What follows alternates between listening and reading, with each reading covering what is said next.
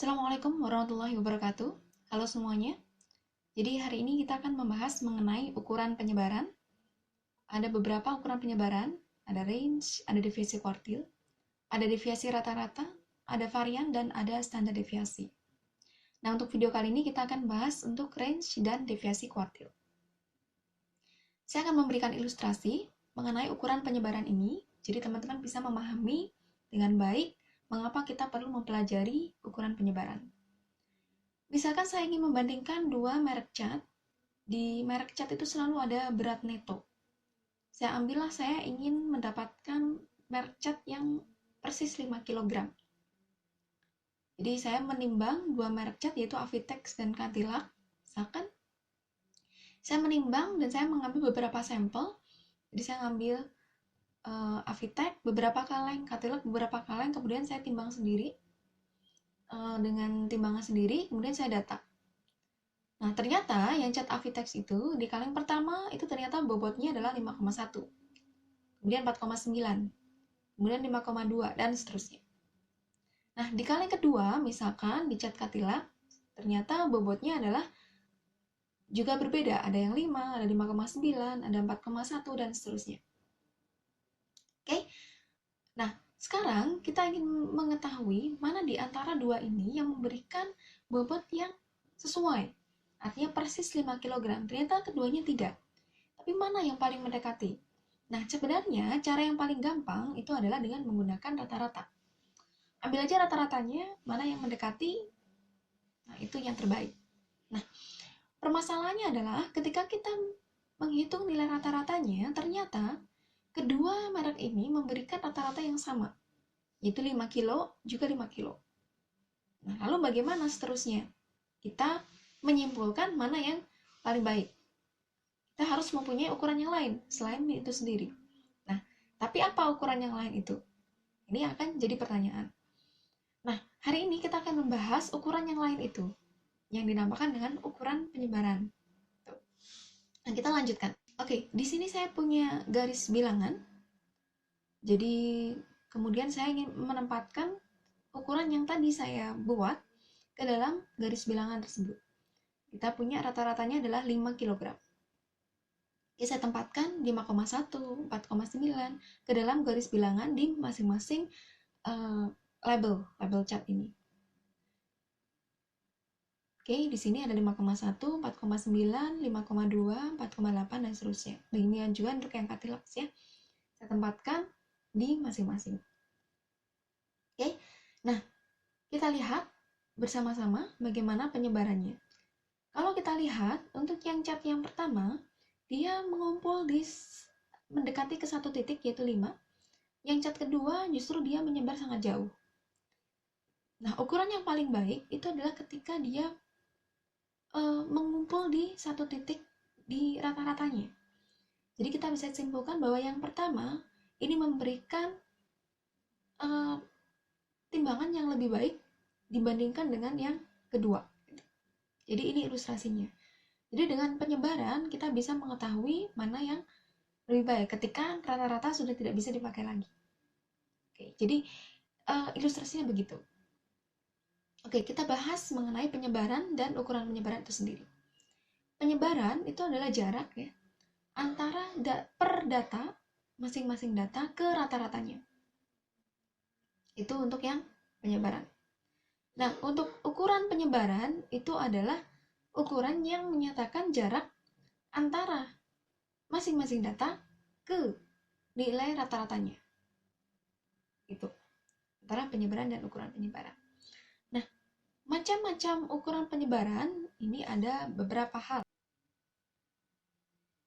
Ada range yang seperti saya sebut tadi, ada deviasi kuartil, ada deviasi rata-rata, ada varian, dan standar deviasi. Nah, untuk video kali ini kita akan membahas mengenai range dan deviasi kuartil terlebih dahulu. Oke, kita bahas untuk yang range dulu. Range itu ada yang mengatakan jarak, ada yang mengatakan jangkauan. Jadi beberapa buku itu beda ya. Ada yang jangkauan itu sama saja sebenarnya.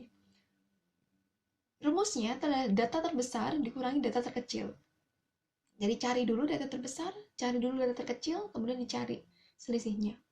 Kita langsung ke contoh soal. Misalkan saya punya ini data keuntungan pedagang ya, dalam 5 bulan terakhir 5 juta, 5,1 juta, sampai 7 juta. Yang ditanyakan adalah hitunglah range-nya. Nah, jadi cukup gampang, tinggal cari data terbesar itu 7, data terkecil 5 diselisihkan. Jadi range-nya adalah 2 juta. Ini untuk yang data tunggal.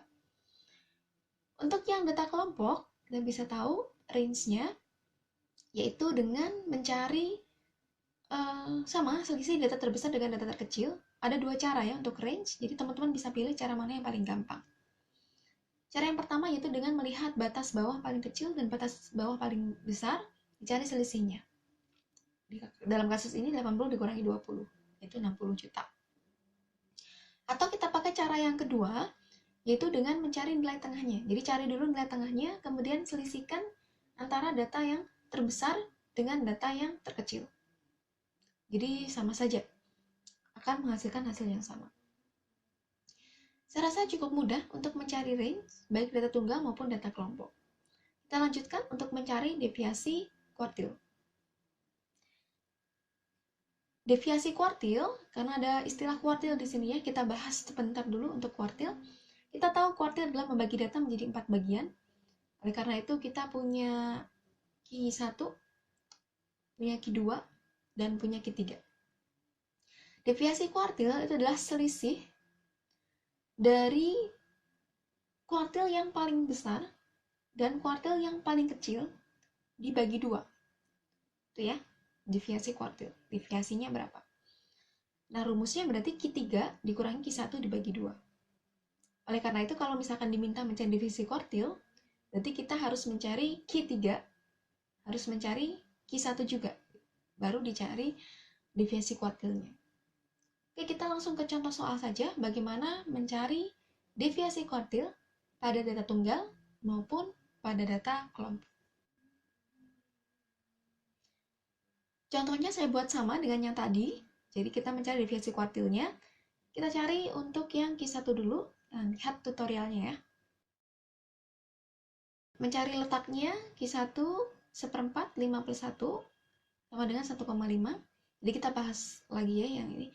Berarti datanya terletak antara data ke-1 dan ke-2. Karena posisinya ada di 1,5. Jadi bukan persis di 1, bukan persis di 2. Jadi letaknya antara data ke-1 dan ke-2. Jadi kita harus cari dulu nih. Kalau kondisinya kayak gini, jadi kita cari dulu. Jadi Q kuartil 1, karena terletak di data ke-1 dan ke-2 ya. Jadi 5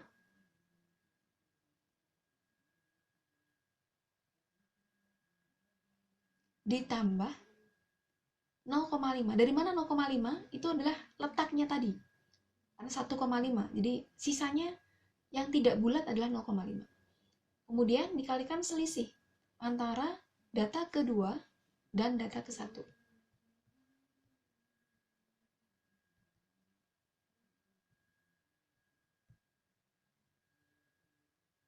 Jadi 5 ditambah 0,5 kali 0,1 sama dengan 5 ditambah 0,05.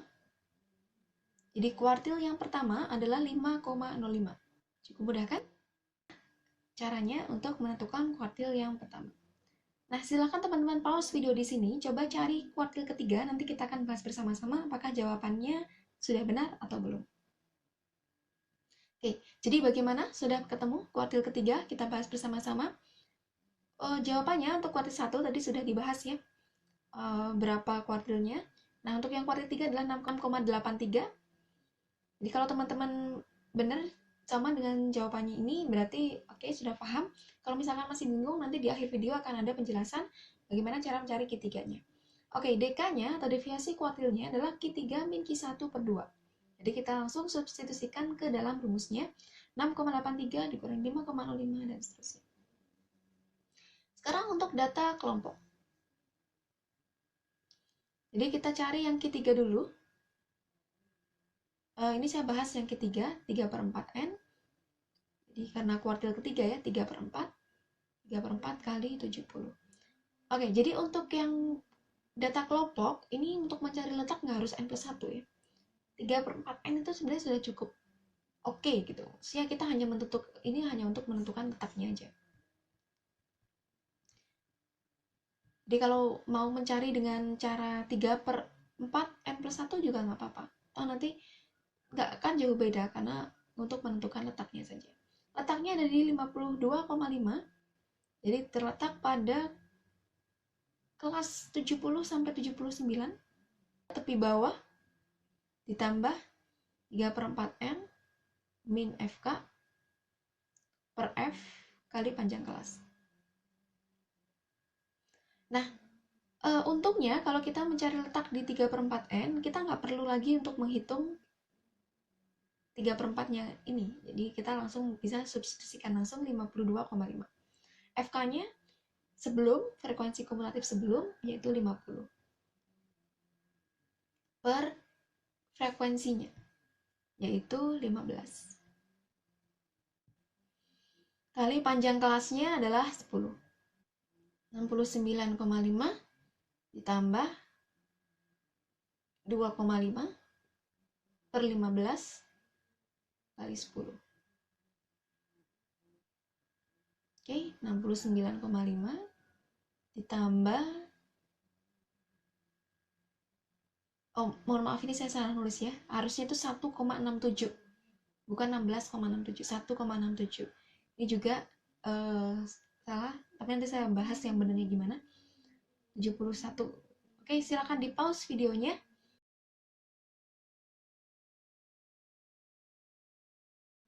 Secara keseluruhan, Q1-nya tadi hasilnya seharusnya ketemu 53,73. Jadi yang benarnya adalah 71,17. Kemudian kita cari Q3 min Q1 dan seterusnya. Oke, itu saja mungkin untuk rangkumannya. Jadi range adalah jarak jangkauan sama.